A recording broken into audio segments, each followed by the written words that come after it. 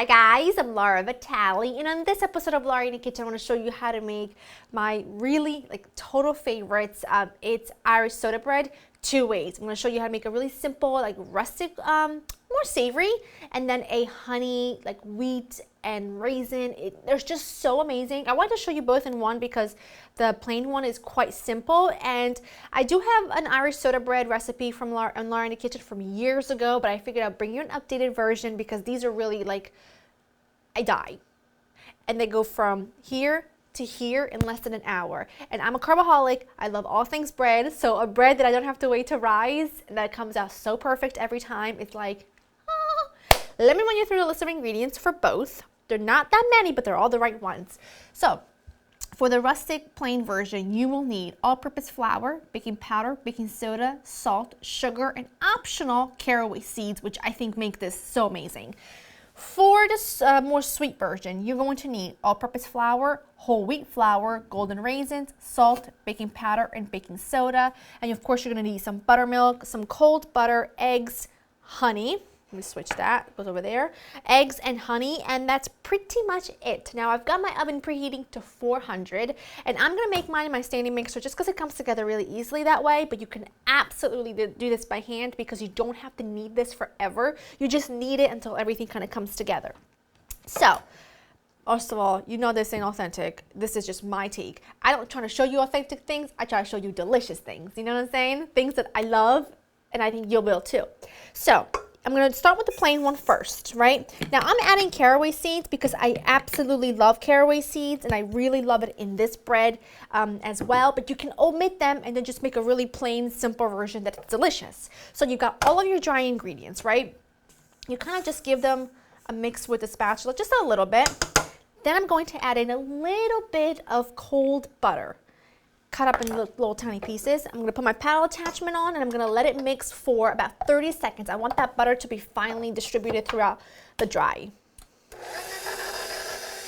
Now I'm going to add in my buttermilk. Now Irish soda bread is a really, really simple, quick bread that combines, it's really like the science between baking soda and the buttermilk that make this so amazing, and it makes it rise and makes it beautiful and delicious without adding any yeast to it.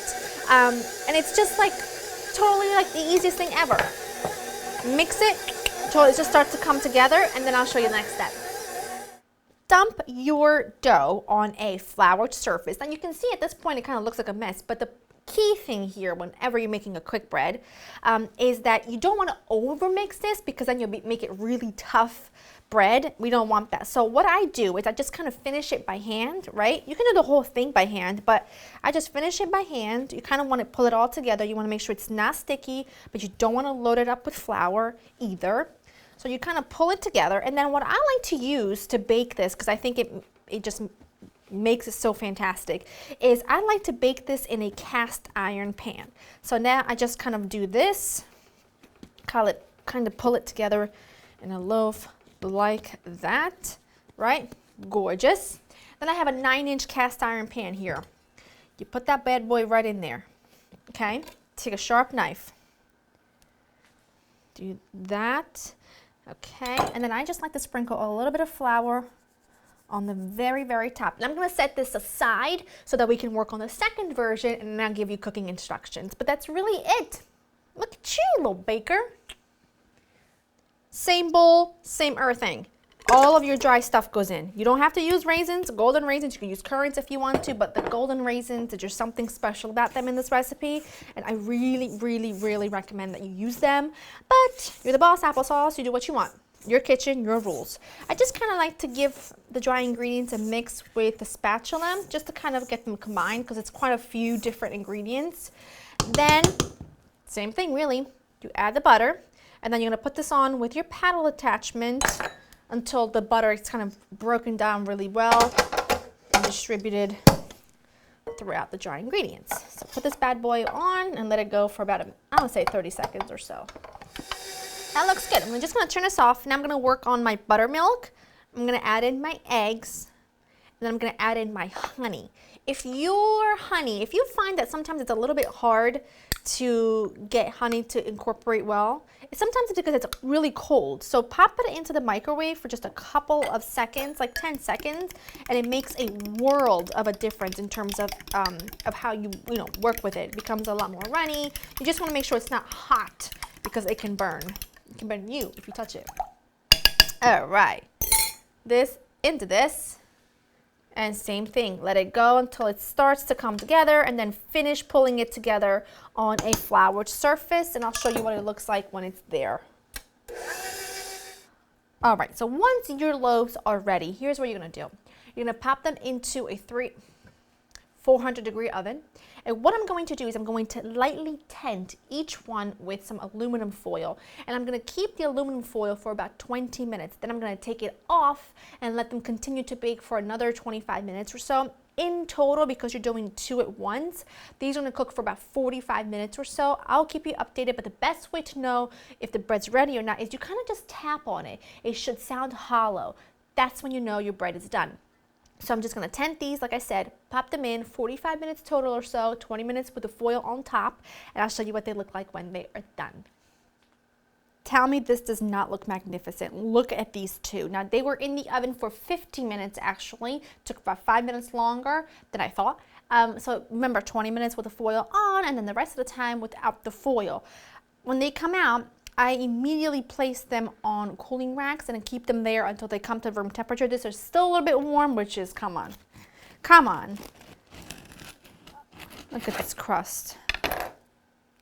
Oh, look at this, look at that gorgeousness. You know what I do need?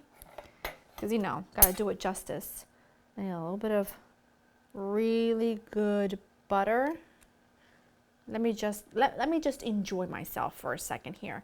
And then we'll dig into the other one. The residual heat is starting to melt the butter. Oh.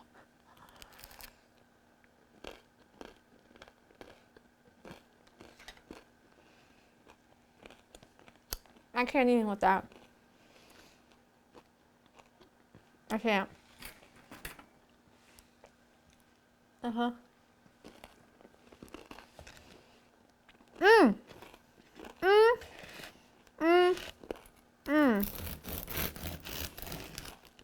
So good.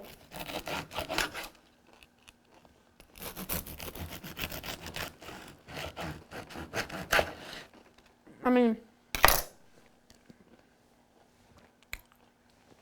look at this. Okay? Okay? It smells unbelievable. If you don't want the caraway seeds, don't add them in, but I live for them. And this is going to be amazing. Look, it's melted the butter like right in.